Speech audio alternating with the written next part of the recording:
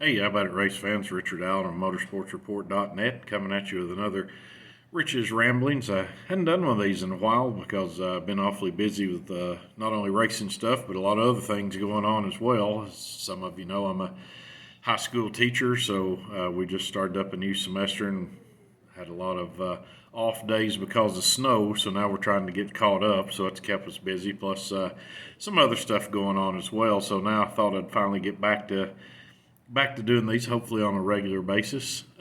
Topic today is going to talk about is testing, dirt late model testing in particular, because you know there's no shortage of racing here this time of year. You've got Georgia, Florida Speed Weeks going on. You got drivers and teams going all over the place. So even though there's a lot of racing going on, if you've kept up, if you follow any of the drivers, the teams on social media, you see that they've been kind of testing all over the place. As a matter of fact, last night, East Bay Raceway Park, where Lucas Oil Late Model Dirt Series is about to head to next, there were more than 30 cars that are out there testing.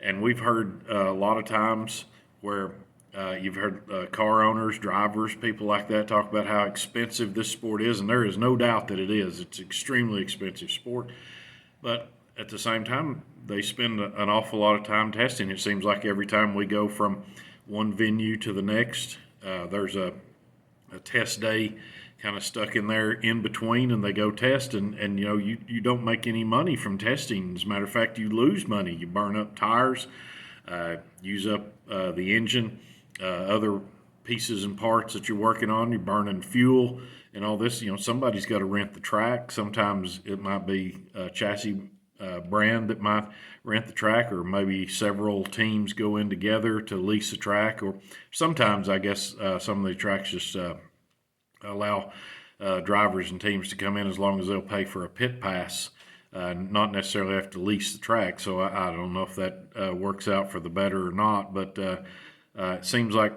there's a lot of testing going on, despite the fact that there's a whole lot of racing going on. It's almost like you just can't turn enough laps. But like I said, keep in mind, owners are always talking about the expense. They're on social media, or they're anytime a microphone's put in front of them, talking about how much this sport costs. And here they are participating in something that isn't going to pay them back. So that said, you think, well, why do they do it? If it doesn't pay anything, you're burning up money, you're burning up tires, you're burning up fuel, putting wear and tear on the car that could result in trouble later on. Testing costs a lot of money. But it's one of those darned if you do and darned if you don't sort of a deal. If two or three teams are out there testing and everybody else is not, then you're going to run the risk that they find something that you didn't get a chance to find because you didn't go test. Then that might come back to haunt you later on. And when we talk about finding something nowadays in the current condition that we're in, the current situation that we're in dirt late model racing, everything is so competitive. Just doing that one little thing that finds a tenth and a half could be the difference in starting on the front row of a heat race, which, if you follow this sport very much at all, if you really want to contend for wins, you've just about got to start heat races on the front row, because especially early in the night, some of these tracks don't really lend themselves to a lot of passing. So if you're not starting first or second in the heat race, you're not going to finish first or second in the heat race. And if you finish further back, that means you're just going to be buried in the middle of the pack when you start the feature. And it's especially, a 40-lap race, a 50-lap race. Some of these tracks we're seeing them locked down at feature time, so nobody's passing anybody. So if you're buried back there, you're not going to win. And as I said, if somebody's out testing and they find that extra, even that half tenth, maybe it's just a tenth to beat you, could be the difference in starting a heat race on the pole or starting a heat race in fifth. And that's a huge difference because in an 8-lap heat race, you're probably not going to come from fifth to first. I mean, it can happen, we know, but most likely you're not. With it being so expensive, it might be easy to say, why don't the Lucas Oil Late Model Dirt Series, World of Outlaws, Case Construction Late Model Series, all these other series. Why don't they just put a halt to it? Why don't they not let it happen? Well, it that would be virtually impossible. Look how many dirt tracks there are out there.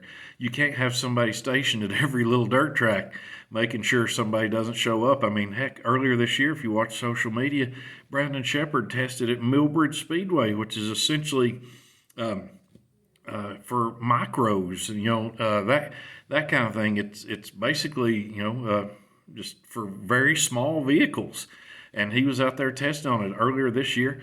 I've seen at Smoky Mountain Speedway. I've seen Jonathan Davenport. I've seen Mike Marlar, Corey Hedgecock, all testing at places like at Smoky Mountain, which is, they're not going to race a race there until well out in the year.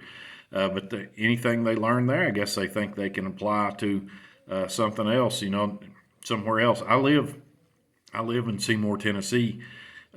Actually, I'm close enough to 411 Motor Speedway that I can hear it whenever there's something going on there. And I've been out in my front yard before and could hear the cars on, say, a Tuesday or somewhere like that, some day like that, and hear cars on the track. So I've gone over there and I've seen a number, like the biggest stars in the sport, testing them. I've seen Scott Bloomquist and Jimmy Owens, Tim McCready, Earl Pearson. I've seen guys like that testing there on numerous occasions. So, I mean, they're going to test. They're going to spend the money to do it, because if you don't, you could find yourself buried at the back of the pack. So that's, it, as I said, if I go back, it's darned if you do and darned if you don't. If you do, you're spending a bunch of money that you're never going to get a return off of, or at least you're not going to get an immediate return off of. If you don't do it, everybody else is going to get ahead of you. And if they get ahead of you, you're definitely not going to make any money then. So it's a difficult situation for team motors, as I was talking about earlier. This sport is expensive. Everybody knows that. Engines are expensive, tires are expensive, the chassis are expensive, the travel's expensive, paying the employees is expensive, getting through the pit gate's expensive. So there's a lot of expense here, and testing just simply adds to it. But if they don't, you may miss out on a setup trick that could have made the difference in finishing on the podium and had you back, pulling off midway through the race because you got lapped. And it can be that big of a difference. So testing is a paradox, what it boils down to. Either you do it, spend money, maybe succeed in the features. You don't do it, you save money, but then you're eventually going to lose out when it comes feature time or it comes heat race time. So, God bless those owners who are willing to do it, I guess, because they have to, and they just have to bite the bullet and put up the expense. But anyway, so that my thoughts on testing. If it was up to me, and I was some like all powerful ruler or something, I would just try to ban it all together. But because sometimes you have to save the teams from themselves. But that's just not realistic. Like I said, they'll find some place to test. It may not be the next track they're going to race at, but they'll find one somewhere and wind up, spending the money. Then the next thing you know, why is this guy winning all the races? Well, he's testing. He's finding the latest and greatest trick. Like I said, it's not up to me anyway. So, but that would be my thought. Those are my thoughts on testing. It's a tough deal. As I said, it's a paradox. Either you do it and succeed, or you don't do it, save money, but probably not going to run up front. Anyway, this is Richard Allen, motorsportsreport.net, with the Rich's Rambling, saying I will see you at the track.